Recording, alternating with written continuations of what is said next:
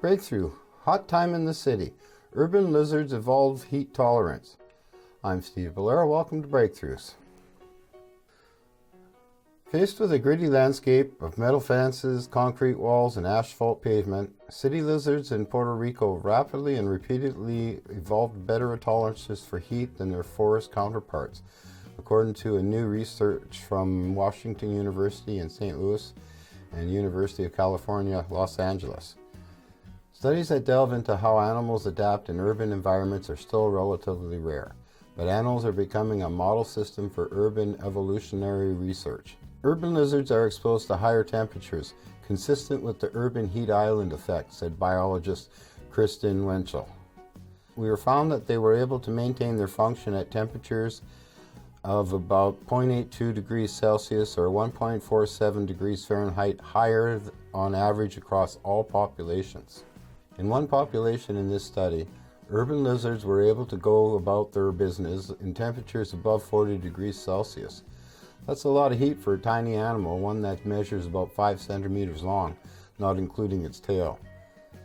Better heat tolerance can make all the difference in an urban habitat, Winchell said. Whether it's being able to stay active during longer parts of the day or being able to occupy perches that reach higher temperatures, it expands their niche space. This adaptive thermal response is even more interesting because only those lizards that grow up in the city seem to be able to tap into it. An example of natural selection favoring trait plasticity, researchers said. The study is published in the Journal of Nature, Ecology, and Evolution. In previous work, Winchell showed that the city lizards have evolved longer limbs and larger toe pads with specialized scales. Both of these traits allow them to more effectively and quickly traverse urban habitats, allowing them to climb up smooth painted walls. Compared with these adaptations, thermal tolerance is a relatively complex trait. It affects multiple body systems and involves potentially hundreds of genes. And cold-blooded animals like these lizards also have the option to behaviorally regulate temperature, for example by shuttling in and out of the sun or by changing the time of day when they hunt or look for mates. A big part of this story is that the target of selection in urban heat islands is plasticity, the ability of an individual to respond adaptively to its environment. Individuals that are high responders, that is, those that can become more heat tolerant when raised in cities, are favored by natural selection. The major difference is that the adaptation only appears when an individual is born and raised in a city environment. For example, when Winchell's previous work showed that lizards with long limbs do better in cities, those individuals would have longer limbs no matter where they were raised.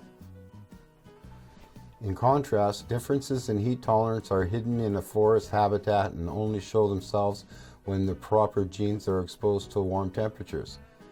It's kind of like a hidden superpower that only presents itself in the right environment. We are only just beginning to understand how natural selection works on this type of trait to influence the process of evolution. The ability to withstand more heat anytime, any place is potentially a game changer for Anolis cristatalis, the most abundant and visible species in urban environment of the 10 kinds of lizards that are found across Puerto Rico. Winchell and her team studied 150 lizards from 4 municipalities across the island, including the capital San Juan. Each of these locations was part of a paired site, with one lizard collection area in the city and the other in a nearby forest. The researchers also brought back some of the lizards to a laboratory setting in the University of Massachusetts, Boston, where Winchell was a graduate student at the time. The scientists relied on an established lizard research protocol that tests thermal tolerance as a measure of a lizard's ability to right itself after being placed gently on its back. The researchers raised the temperature by small increments, and the trial ended when a lizard took too long to right itself. After the test, a cool water bath helped bring the lizards comfortably back down to normal temperatures. Separately, the researchers also took tissue samples from the lizards exposed to cold, ambient, and warm temperatures. Genetic tests revealed different patterns of gene expression in the tissues from city and forest lizards exposed to different temperatures. Even more interesting, the researchers discovered a single gene variant that differed consistently between the city and forest populations, one that was associated with differences in thermal tolerance. The researchers believe that this indicates natural selection is selecting for the ability to respond to higher temperatures when needed. what they refer to as high plasticity genotype. One of the unique and exciting things for me about this study is that we're able to simultaneously address this question about the repeatability of evolution at several different levels of biological organization.